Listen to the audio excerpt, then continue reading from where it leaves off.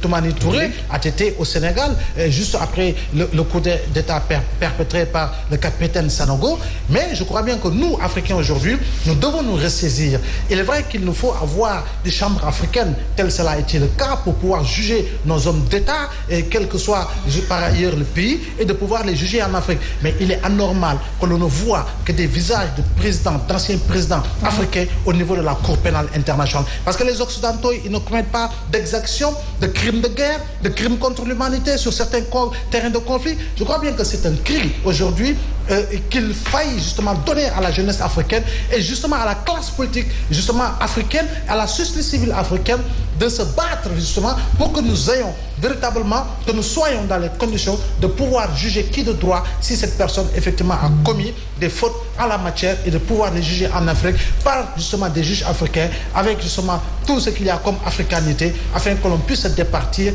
du fait que la CPI n'a pas été créée et n'existe pas pour juger uniquement des Africains. Alors Seigne Saliou a soulevé un point, le sens justement des droits humains. Est-ce que ici les défenseurs des droits humains n'étaient pas entre le marteau et l'enclume? Parce que d'une autre part aussi on parle d'un collectif des victimes élevées quand même à plus de 40 000 personnes. Absolument, vous avez touché du doigt le problème. Vous avez bien dit que nous étions entre le marteau et l'enclume.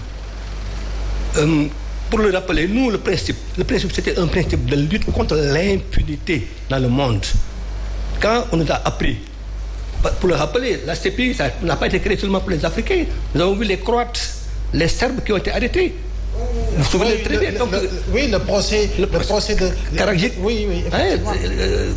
Vous avez suivi tous ces faits de guerre pour vous dire que nous, en tant que Sénégalais fiers et défenseurs des droits humains, assumés, nous avons pensé que nous, on n'était pas dans le rôle de crier pour justement faire sortir Hissène Habré. Dès lors que nous avons vu au Sénégal actuellement des détenus qui ont plus de 80 ans, qui sont confiés par le Rwanda ou la justice pénale au Rwanda, de la Sierra Leone, donc des pays, comment dire, où est-ce que le pays où il y avait, c'est la Tanzanie, où on avait logé la TPI. Pour vous dire que le principe de Hissène Habré, ce n'était pas un problème personnel. Il fait son job, c'est son problème. Mais nous, depuis 1999, à l'époque j'étais à la RADDHO, au temps d'Abdou Diouf, les gens avaient posé le problème de la poursuite de Hissène Habré pour ces faits de guerre. Ça, c'est un cas constant. Maintenant, comme vous dites, il y a eu une évolution des choses. Le monde évolue tous les jours. Le monde évolue tous les jours. Avant, il n'y avait pas. La CPI a été créée en 1998 seulement. Et le Sénégal a été le premier pays à ratifier donc, le statut de Rome en 1998, au temps de Mamadou Lamine Loun, Abdou Diouf.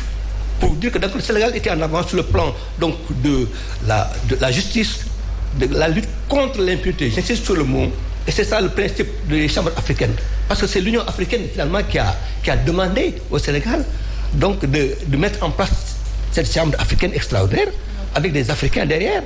Et nous, dans ce processus, on était observateurs. Lors du procès d'Hissène Habré, toutes les ONG s'étaient réunies en plateforme pour observer le déroulement des élections, de la juridiction donc du procès, jusqu'à l'appel. Et on a souligné des manquements, on a souligné des anomalies. Mais ce qu'il faut retenir, c'est que le principe était que nous avons vu des victimes, nous les avons accompagnés. Depuis 1999, avant 2000, ils sont venus au Sénégal. Et c'est le juge Demba Kandji en janvier 2000, qui a inculpé Hissène Habré pour la première fois, pour des faits avérés, constants. On ne va pas tomber dans le lyrisme ou dans l'émotion, mais on a dans la réalité des faits des gens qui ont été meurtris dans leur chair, qui ont été torturés. Moi, je connaissais Souleymane Guingué, je connaissais Abba Fouta, des gens qui étaient dans les prisons.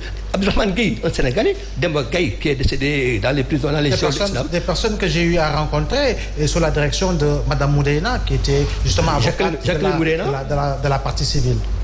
Absolument. Demba Gaye est décédé, il a ses parents à Bambey. Il est décédé dans les geôles de Hissène Habré.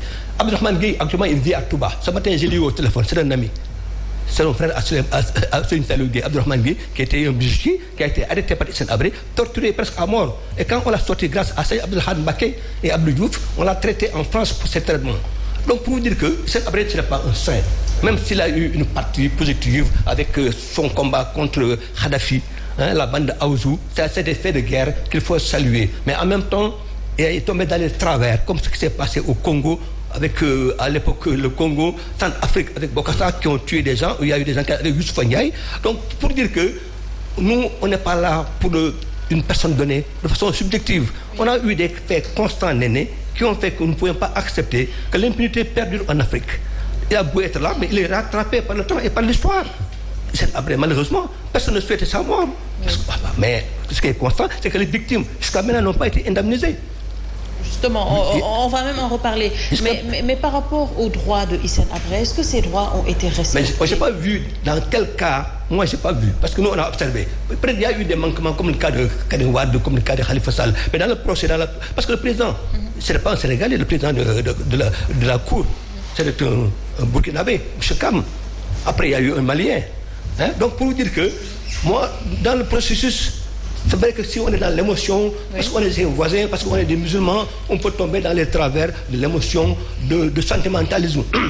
Mais dans la réalité, si on veut aller jusqu'au bout des choses, avec la froideur qui sied, il faut constater que Hissène Habré a fait des faits gravissimes qu'on ne peut pas accepter. Et dès lors, je pense que la justice devait se faire, parce qu'on a arrêté avant lui, à la CPI, Charles Taylor.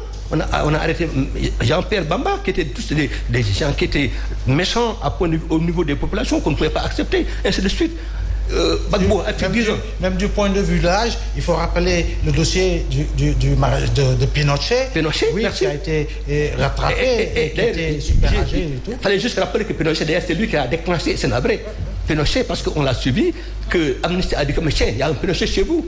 Parce que c'était à la limite, c'était une litanie de dire que Hissène Habré était un dictateur sanguinaire. On le savait, même Idriss Déby. On a pu le constater. Il y a eu beaucoup d'Africains, présidents africains, qui sont allés de travers dans l'histoire, en tout cas de leur pays, pour des Sékou Touré. À l'époque, on le savait, qui ont tué sans ménagement. Maintenant, comme vous dites, on est donc obligé de voir la réalité en face. C'est vrai que Salou Gueye, je vais le récupérer parce que je sais qu'il n'a pas bien compris, mais la réalité, Salou, c'est que nous, on n'est pas dans le sentimentalisme. Mais on est dans la réalité des faits. Il faut lutter contre l'impunité, d'où qu'elle vienne. On a entendu les déclarations justement du ministre de la Justice qui parlait d'un bracelet électronique peut-être par rapport à sa libération. Mais est-ce qu'on peut dire que l'État sénégalais aurait pu éviter tout cela juste en libérant Hissène Habré? La responsabilité, moi,